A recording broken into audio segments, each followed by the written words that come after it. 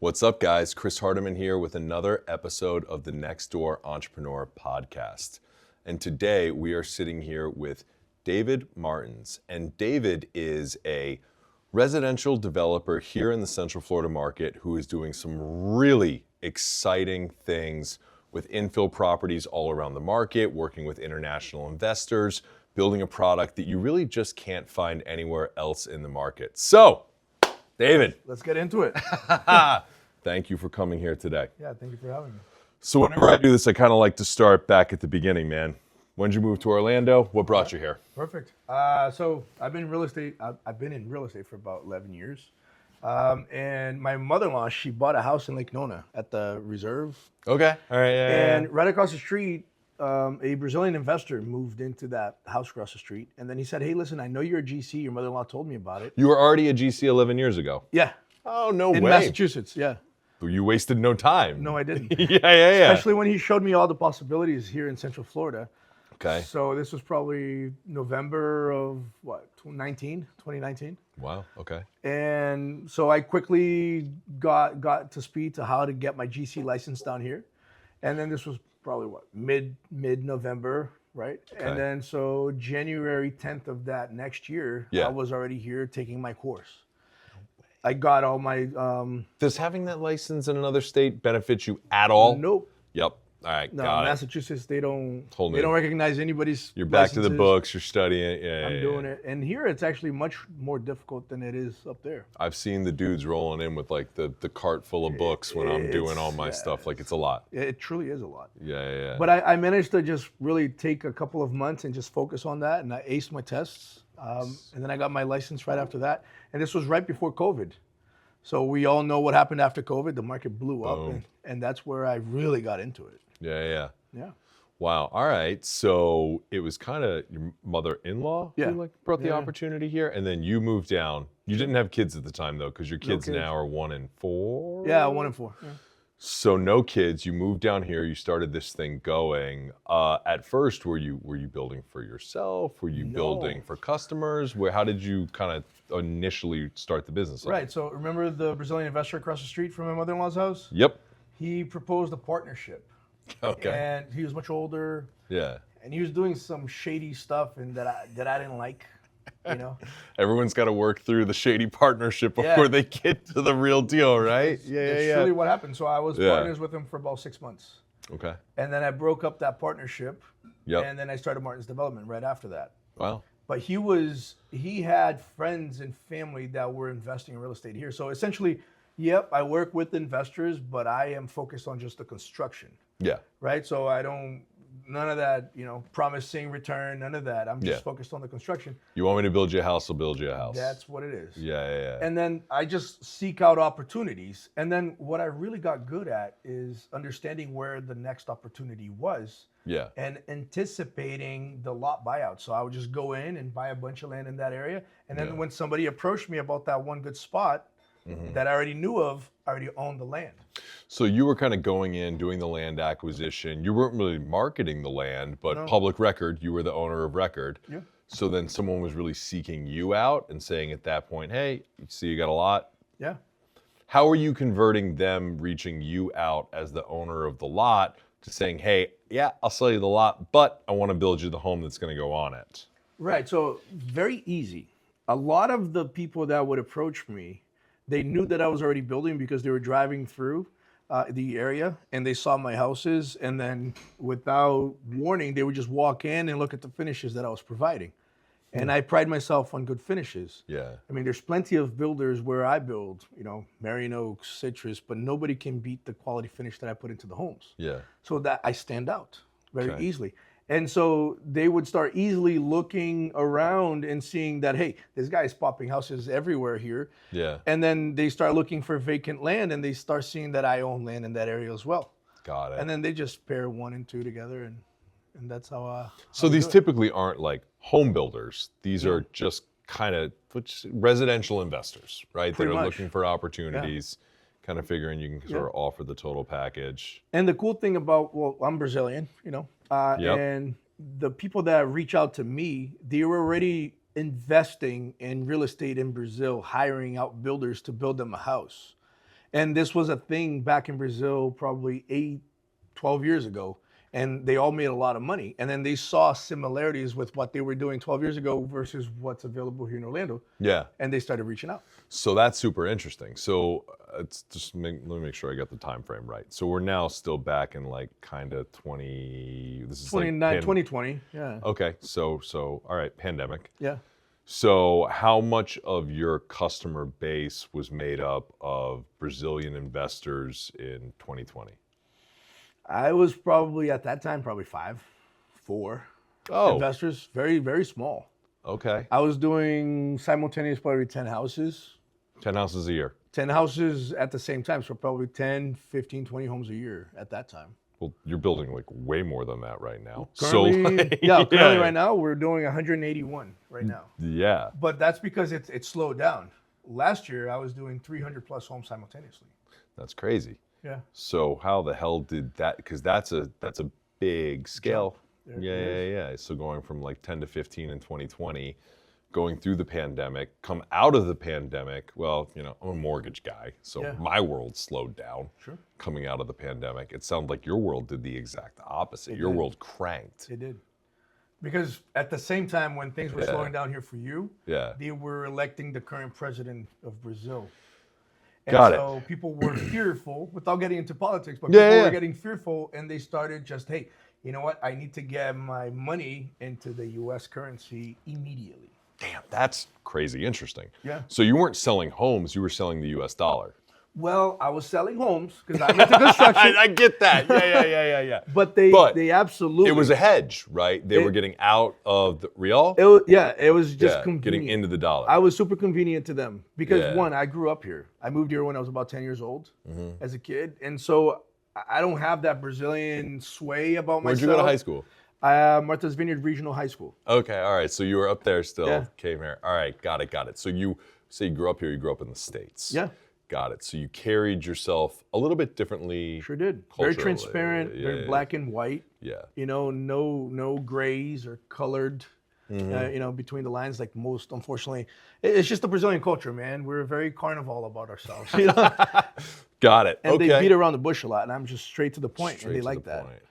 And you know what really made me stand out during COVID? You know how the market was amazing, interest rates were so low? Yeah. And then very quickly interest rates climbed real fast. Dude, yeah, I know. Because of inflation. Yeah. Yeah, so what a lot of builders were hurting was a sheet of plywood that you could buy at Home Depot for $7.40 the next day. $40. Yeah, and like lumber was even worse, I think. It was ridiculous. Right? Yeah, it was crazy. It was super, trusses were super expensive. And so people were not delivering their homes. I was taking losses and just speeding up construction and still delivering. And people were like, I like this kid. Yeah. Because mind you, then I was 26 years old. And they loved me. Wow. Yeah, and they made a lot of money with me. What year did you break 100 units? 23. And then so 23 that I actually built. Yeah. So end of 22. Okay. And then after that, very quickly, I was doing 100 houses a year in 23. 24, I did 400 homes. Wow. Last year, I did 320 something homes last year. That's awesome. What, guys, thank you for tuning in to the Next Door Entrepreneur Podcast. If you love these stories, if you like tuning in, you have Fusion Home Loans to thank for it. Fusion is the company that makes sure that the videographers show up, that everyone's here, that the post-production is being done. They make this podcast happen. So if you enjoy it and you're thinking about getting a home loan, if you're a realtor who's thinking about working with a loan officer in many markets throughout the country, think about Fusion Home Loans. They're an independent mortgage bank. They have wonderful loan officers that are always thinking about the best needs of you or your client. So thank you, Fusion Home Loans. Appreciate all you do for this podcast. Now back to the podcast. That's awesome. What talk to me about like the size of your company, the number of employees, bodies you have to manage. Yeah, so currently... And how hard was that to scale that? Very hard. Very hard. Yeah, very, very hard.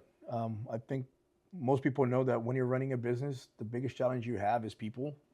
And you're not just managing skills, you're managing emotions and People. And people. It's just it's a thing. Yeah. And it's difficult. Emotions, life events, right? All That's stuff. it. Yeah. And so, for instance, right now I think our team, I think we're 54 of us. That's a big crew. Yeah, we have about 200 companies that we subcontract work to. Yeah. So we got to manage those people as well. That's right. And I mean, my company right now, we've already generated this last 6 years, probably 20, 50 million bucks.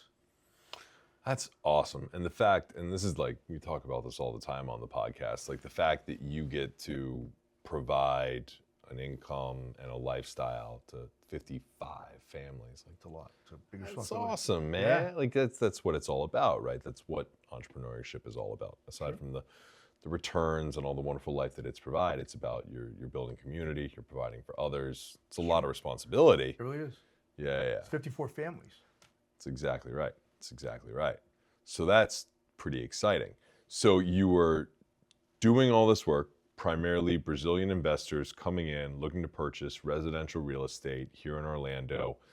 Has that shifted recently, or is that kind of still very much like the target demographic? Who's the customer for Martin's Development today? So my customer still is the Brazilian client that hires me to build them a house, and their intention is to build it. Yeah. So it's still the Brazilian investor, let's put it that way. Yeah. Most of the clients, they want to build and sell or build and hold Yeah. long term. So a lot of them are just finishing the home, selling it. Most of them are, yeah. Wow. Yeah. Okay, I didn't realize They that. all realize the risks of, the market. Yeah. And it did slow down a little bit because a lot of the Brazilian clients, they wanted Marion Oaks, Ocala, and they wanted Citrus Springs. And then the realtors, they weren't really reading the market well, and they just were interested in selling. So I was having a lot of these clients come into my office and, hey, I want to build in Marion Oaks. Do you have land? I said, yes, I do. Is the realtor in Florida or back in Brazil? Here in Florida. Okay. And the ones in Florida have partnership with Brazilian realtors in Brazil. Got it. Or it's just their friends and family that know that they live in the U.S. Yeah. They know that, the construction. They're a realtor. They're a realtor, yeah. Okay. That's interesting. So the realtor isn't as much, since USA just beat Canada, I'll use a hockey euphemism. They're not watching where the puck is going as much as you are, and you're kind of skiing to the next, wherever the next market is. Yeah. Like that. Okay. That's the challenge in my business, is just getting these people to not focus so much on what everyone else is doing and just exactly what you just described, just knowing where the puck will be next time. Yeah. And for you guys, and I don't know a ton about what you do, but I know enough. For you guys, it all starts with like land basis. Yeah. Right? And liquidity. Yeah. So what I currently do is I obviously now with the technology advances, we use AI for everything. Yeah. And we know where people are migrating to. And then for those places where they're migrating to, I'm looking, hey, okay, people are buying houses here. What type of homes are they building? They're buying. Yeah. So for instance, I start seeing, okay, there's a trend here. They're buying 1,800 square foot homes. They're 4-bedroom, 2-bath. Hey, I have a model like that I have priced out. Yeah. What are land going for? And then I compare the numbers and I say, okay, this is interesting. And then I start buying land there. And then basically people just say, hey, David, where are you building next? And I tell them, hey, I'm buying land in this place. And then they do their own research and they say, David, can you build me a house there? And I say, yes, sir. This is how much it costs. That's great. Yeah. Huh. So as you were growing your business, I love asking this question. Yeah. Talk to me about how you financed the growth of your business. Every profit that I was making, I was pouring it back into the business. Okay. All right. I remember, what was it? Beginning of 24, I was either buying 300 plus lots, and I had a massive list of lots, or I was buying myself, these were the choices, buying my family a 50-acre farm out in Ocala. Yeah. And I said, okay, I'm buying the lots. So I bought the lots. Yeah. So I was just pouring it all back into the company. Like for instance, the one thing that I do is every year I change out the fleet. All the trucks, all the cars, I change them all out. So it's just brand new cars for the company. Yeah. So I just pour it all back. Yeah. We just got a new office and I gutted the whole thing. I redid the whole thing just to make sure that when the client comes into my office, they say, okay, this guy's real. Yeah. and that makes a difference. Preaching to the choir on that one. I'm a big fan of the office having the right feel. It's your second home. Correct. Did you buy your office or do you lease it? I lease it. Lease it. I regret that decision. Yeah. I truly do. You can always change your mind, right? Yeah. There's a time to lease. There's a time to buy. Yeah. Right? Yeah. Where is your office? So, do you know where Chancellor Drive is? It's right in between Sand Lake and OBT. I do. Yeah, so it's really close.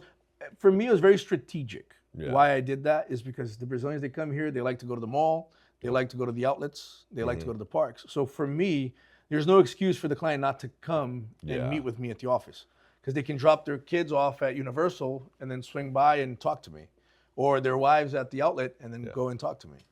So I was very strategic. That is very strategic. Yeah. All right, so I didn't know this about you. I figured it out at lunch, and this is something that is always very interesting to hear about this dynamic. Yeah. You and your wife work hand in hand together. Yeah. As a matter of fact, you said that your wife is like literally the operations glue. Seriously. That, She like- sits across from me, literally. I look at her all day. Look at her all and night for that And matter. night, And that's night right. for that matter. Did you guys plan that when you were starting up the company, or like No. it just kind of you started it and making assumptions like, hey, I got all this stuff that needs to get done. She's like, I can do that, or like, well, how'd that go? Dude, it was quite insane. It was an uphill battle, I'll be honest with you. Yeah. I told you she did a bachelor's in biology and a minor in psychology. Yep. So she was getting her stuff. So she did the whole pre-med thing. Yeah. She was going to go into medical school. And as soon as she graduated, she started applying to medical schools. Okay. And all of a sudden, I moved to You Florida. were living in Mass at the I time? was living in Mass at the time. Okay. And I was doing super well over there, but then I saw a great opportunity down here. Yes. So as soon as I moved here, things started taking off. I was really working my butt off. But my memory, is so good. And I didn't have to have spreadsheets for things. I knew how much I had to pay subs. I knew how much the client owed me. I knew the material list. I knew everything from just memory. Yeah. And she looked at me one time, and I was just sitting in the living room, and she goes, "How are you keeping track of everything you're doing?" Yeah. I said, "I have it right here, baby." And I was doing probably like 17 houses at the time. Yeah. It doesn't necessarily scale. No. And she said, "What the hell are you doing?" And Yeah. then she quickly started just doing spreadsheets and asking me questions and filling out the spreadsheets. And I slowly got her into it. Yeah. And then the biggest transition was when she finally gave up on her dream to try to help me scale the business. Well, now it's your dream, right? It's a our different business. dream. Oh, yeah. It's a different dream. Oh, yeah, for sure. And because of her, and I tell her this all the time. Yeah. Because of her, I went from building 17 homes simultaneously to today 181. Last year it was 300 plus homes. Yeah. So it's working. Do you want to continue to work? You have young children. Yeah. You have 3 dogs. Yeah. Is there ever a point where you hire a COO who lets her step back? I feel like it'll happen. Yeah. We're trying to expand the family. We're trying for the third. Yeah. And yeah, most likely that will happen very quickly. Yeah. Yeah. That's pretty cool.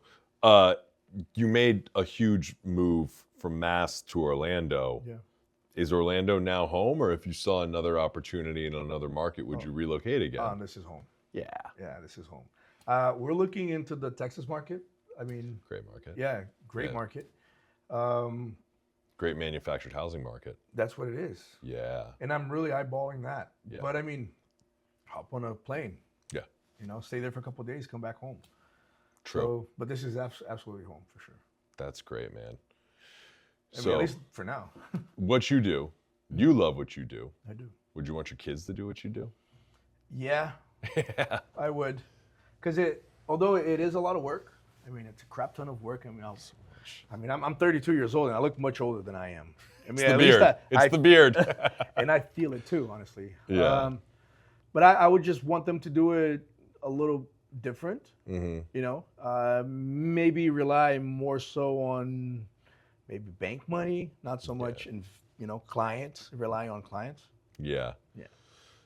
The decision to take on, institutional bank financing, whatever, it's different, right? It comes with a different set of rules. Yeah. We had a very similar conversation when we were purchasing this building that we're sitting in. Hey, there's opportunities to bring on an institutional lender.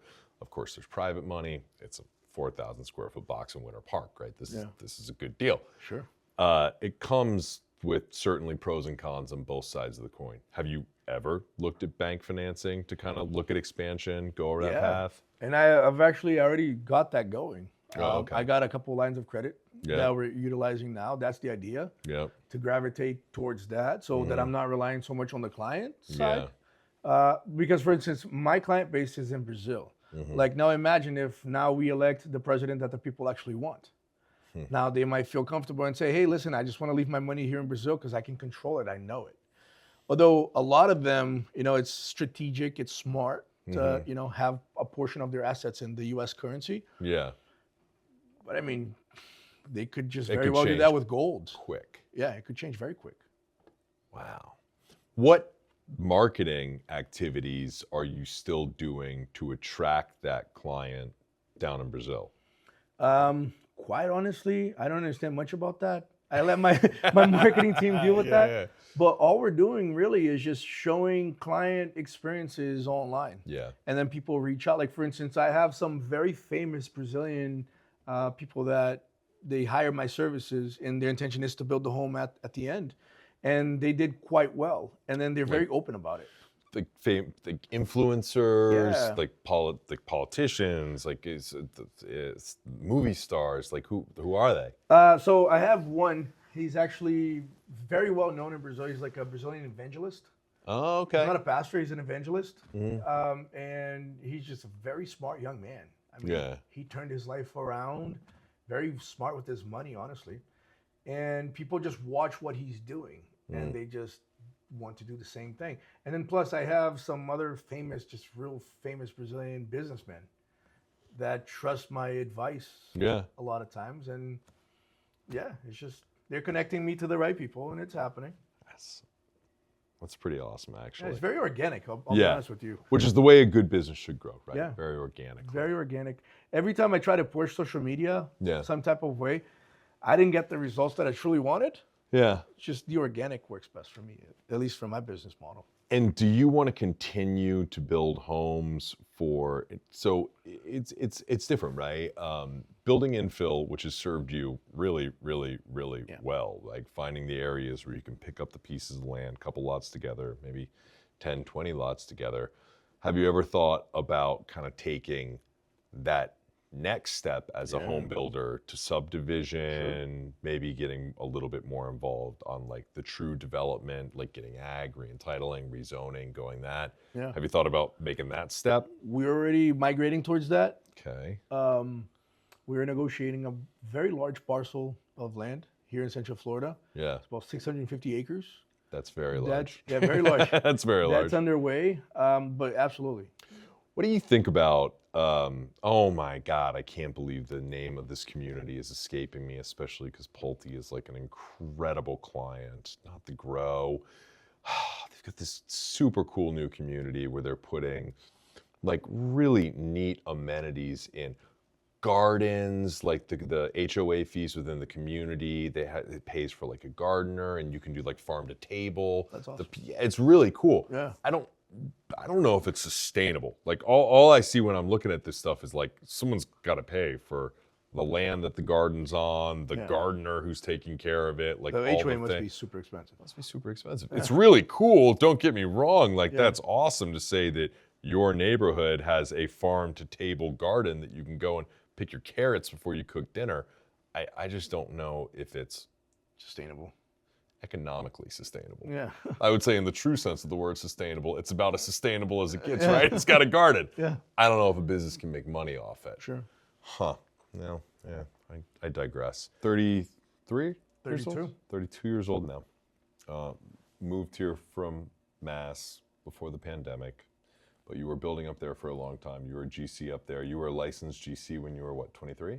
24? I was 21. Okay. Yeah.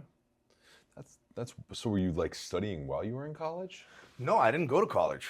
Okay. No, I didn't go to college. I grew up in Martha's Vineyard. So there, what I quickly noticed was everybody that left Martha's Vineyard and went to college, they would go back and they'd do construction. That was just a thing. Yeah. So I said, and first, I didn't have the money Yeah. to even consider putting myself through college, and Yeah. neither did my dad. And I thought to myself very quickly, you know what? If I do end up going to college, taking on this debt, Yeah. I'm just gonna end up here again. Doing the same thing. So, and then I was pretty lucky. The youth leader at my church at the time came to me and he said, "Hey, David, I see that you're getting yourself into some sort of trouble here and there." Mm-hmm. I was. You were getting yourself into some sort of trouble here and there. That's exactly what I was doing. Yeah. And he said, "You know what? I see a lot of potential in you." And he was a general contractor, and he worked for clients that built homes and sold homes. Yeah. And he said, "Let me bring you under my wing. Let me show you first the trade." Yeah. And the trade at the time was wood framing.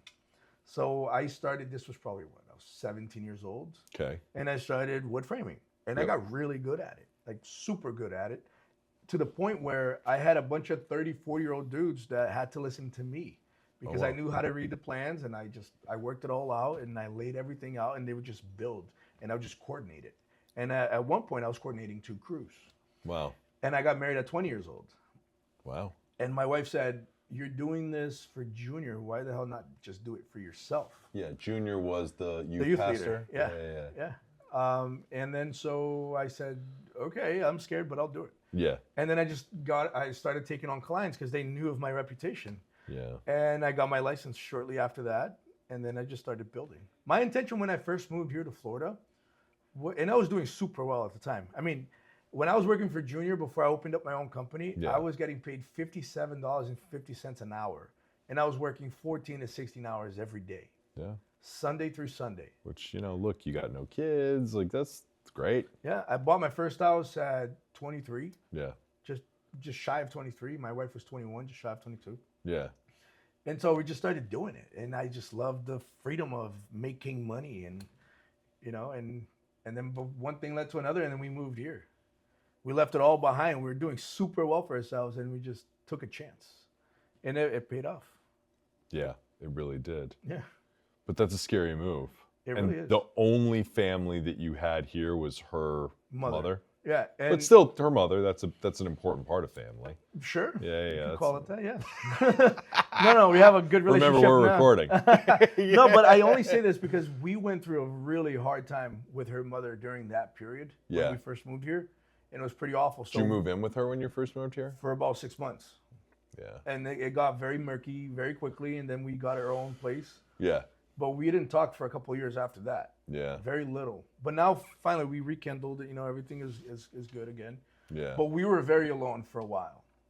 And I remember my dad. I remember when I first moved here. I Was called your my dad still up in Martha's Vineyard? He was there. Is he still there now? No, he moved here 3 years ago. Oh, that's cool. Yeah, now he works at the company. That's awesome. I keep him busy. Yeah, I can He's imagine. vacationing in Brazil for 2 weeks, and he's still getting paid, so it's good for him. You know what, man? It goes around, comes around. You Sure know. does. Right? Yeah. He's a good yeah. dude. Yeah. Yeah, my dad sure is. But then I remember being here in Orlando, and as soon as I arrived, I called him. I said, "Hey, by the way, I moved to Orlando," because I knew that he would tell me it was a bad idea. Really? Oh, for sure. So you didn't tell him you were moving. You called him Not and at told him all. you had moved. Oh yeah. As soon as I arrived, Yeah. he said, "What the hell are you doing? What do you mean?" Yeah. And you're like, hey, there's literally nothing but Brazilians here. You got that right, especially in Winter Garden. You're right. It's true. So he moved down 3 years ago. Did he move down with the intention of working at the company, or? Yeah, he always wanted it, Yeah. but for the first probably year and a half, I didn't think it was a good idea. Yeah. Because I watched my dad work his ass off all his life, Yeah. and I wanted him to just take a sabbatical year, Yeah. but that wasn't a good idea. And he just went down a rabbit hole because he got real sad at home. He just needs to feel purpose. I get that, man. Yeah. Find purpose in your work, like it's a real thing. Yeah. I could retire for 6 months, but after that, I'm not sure. I could do it for a year, I think. Maybe a year. Maybe a year would be okay, depending upon what island you were Then on. you just want to be busy. Yeah, that's right. And you want to be busy and you want to find purpose, That's to your right. earlier point. Yeah. Like you want to create something.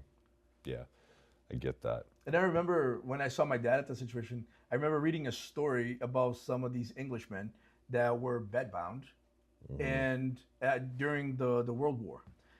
And this doctor realized that the only reason they were bedbound is because they had no purpose. So they hired them, well, the military at the time hired them to drive trucks. And then those guys, as soon as they heard the news that they were being hired to drive trucks, they got out of bed. And they were sick as could All of be. a sudden had a purpose again. That's what it is. Men need to have a purpose. Well, humans need to have a purpose. No, but you're not wrong. We can go there. We can say some controversial stuff here, talk a little bit about it, right? Yeah. I feel like it is gender stereotype. I do feel like men a little bit more so need to have like a purpose, Yeah. need to create, need to hunter versus gatherer, need to go out, actually do something. It's in our nature. Correct, right? And it's not that long ago when you think about it, right? Like that whole hunter-gatherer period, it's not millions of years ago. No. It's Couple thousands. hundred years. Yeah, yeah, right? Recently. Yeah. All right, so jumping back into it, you got Martin's Development. You're building these homes. Most of these homes are being built for clients who are then selling them. You're thinking about subdivisions. What about build to rent? That was a big hot thing for years and years and years. It's subsided a little bit, but it's still a thing. Yeah. Got it. I just, for a long time, I didn't. Yeah. Because I love the build to sell because that money turns around very quickly. Yeah. And it grows. Yeah. If you do it right, it grows. You just got to watch the market constantly.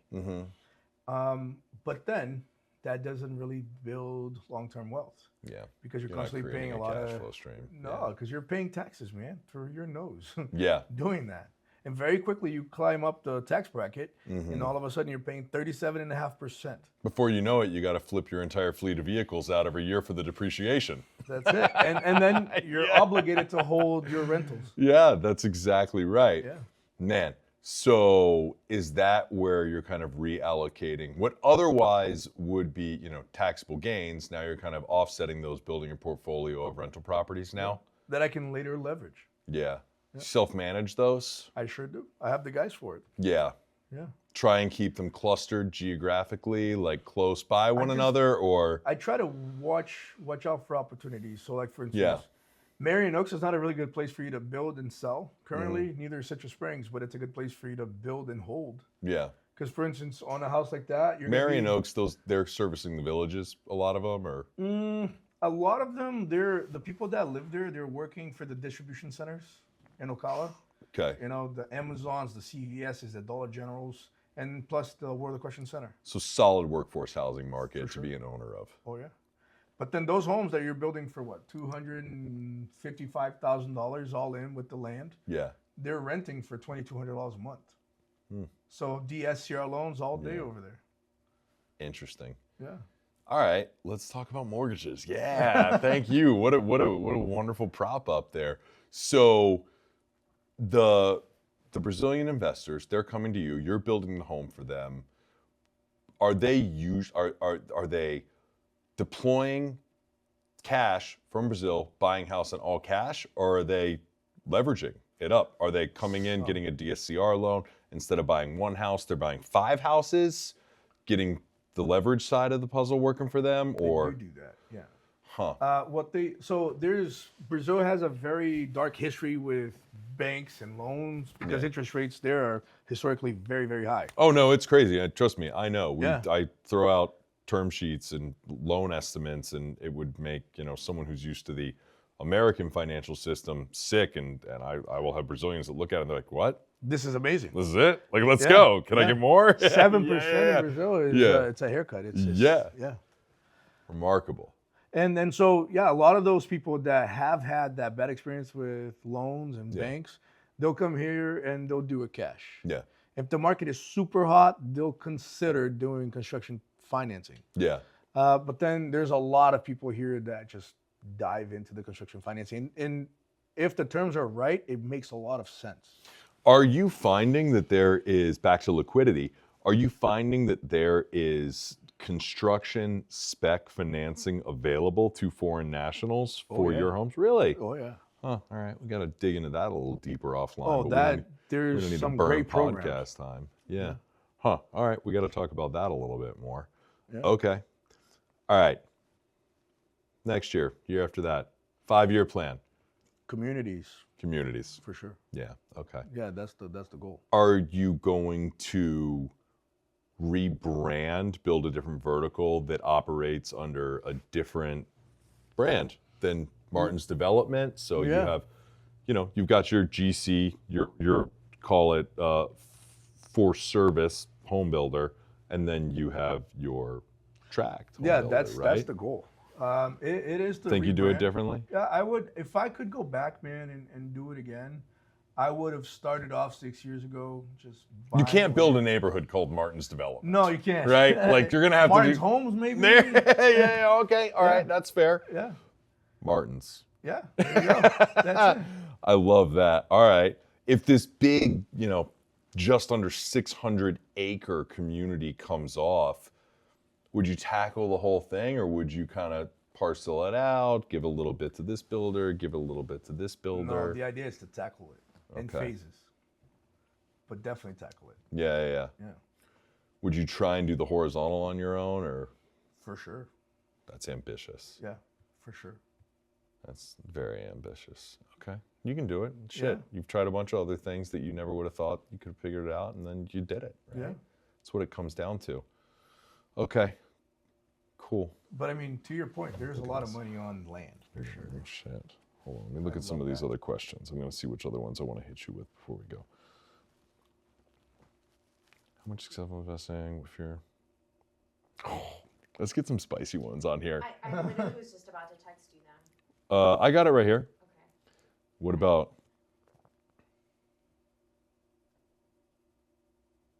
You kind of answered a lot of these. All right, I'm going to get two that are going to be like spicier points. Thank you, Daniela. All right.